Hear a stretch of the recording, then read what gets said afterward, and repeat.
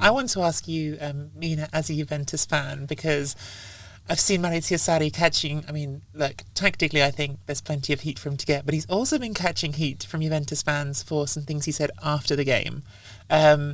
One of which was him sort of saying, in a way that I found just totally not worth getting excited about, but did cause a fair amount of fuss, saying, look, if I was going to lose to anybody, I'm glad it was Napoli because, I still have personal relationships here and these are people I'm fond of and I'm glad to see them doing better. Even he wasn't talking about the crowd, was he? Even if I wish they'd started next week. To me, that's bland. This is a real person talking about real relationships, but a certain section of the Juventus fan base didn't like that, and a section also didn't like, and this was a bit more provocative, but I thought was classic Maurizio Sarri. He got asked about penalties that Juventus haven't, not specific incidents, but just sort of concept that Juventus haven't had as many penalties as some teams this season, and he said, well, we've had 6 and we've given up 6.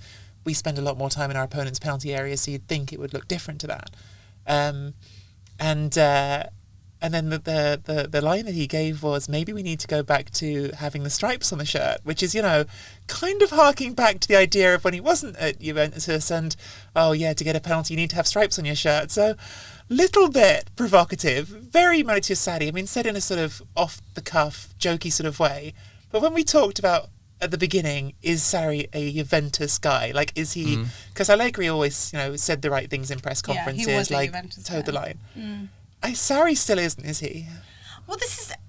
what's actually interesting about this? Firstly, I think it's funny what he said on both occasions. I thought the first thing was honest. Like, he is going to have ties to Napoli. He is going to... If he has to lose, it is going to be the one that you want to lose to, right?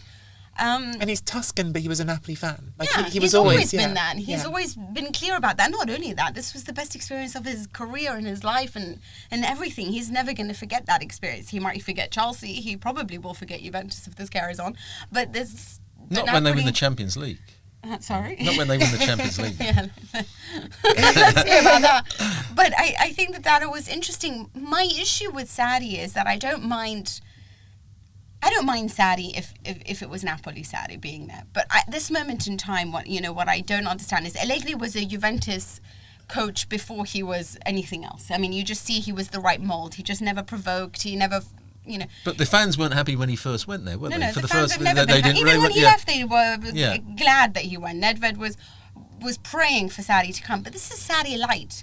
I know that he's still got these jokes. He still refers to himself in these really funny ways. When asked about Dybala being angry with him, he's like, I don't give a... And, and horrible words after that. But... What bothers me is that I feel like, firstly, he's dressing a certain way to appease them. I know that Juventus have a certain way of behaving that they think is very important, and he is trying to behave like that. I feel like he's trying to toe the line between pragmatic and philosophical in his tactics.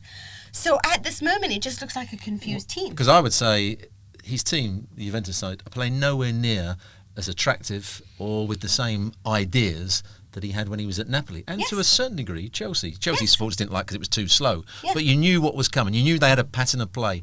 When I'm watching Juventus this season, yes, they've won most of their games, they're top of the table, so they're not that bad. No, I've certainly not. But I can't see the patterns of play. It looks as though Ronaldo, Higuain and Dybala were doing a little bit what they wanted to the other day. There was no shape to what they were trying to do, and even when he made the substitutions, I couldn't tell you what Bernardeschi was on the field and what Douglas Costa was actually meant to be, where he was meant to be playing. He came out on the right-hand side, but Rabiot was already half out there anyway, so I couldn't quite understand where he was coming from. And that's what I'm worried about with Sarri. He's not doing the things he really wants to do with the team. This is my point. Either you invest in Sarri, who Sarri is, and you accept the whole package, and you die and live by his sword and potentially lose, but at least have the game being played in the way that they all wanted to, because it was so dull apparently under Allegri. Or if your results do matter, because hey, listen, I support Juventus. I don't support Barcelona or Arsenal or any of these teams that play fancy football. I support a team that gets results. So since we are still a results-based league and a club that still cares about winning everything, then perhaps, you might have to do with some boring coaches. So you have to decide what you want. But I think bringing in Sarri and trying to dilute who he is, and it looks like no one's really listening to him in the sense that Trident, like you said, are doing what they want. The midfield is all over the place. The defence is conceding goals that this would never have happened under BBC, let's be honest. But I don't think he knows how to play with the Trident or the formation that he's playing with, because that's never what he did at Napoli. That wasn't what he did at Chelsea. He never played with a front two and somebody in behind. I think he's been made to do that because Ronaldo's never going to play just out on the left, and because he's always going to come in. He can't really put Higuain out there as Allegri did with Mandzukic.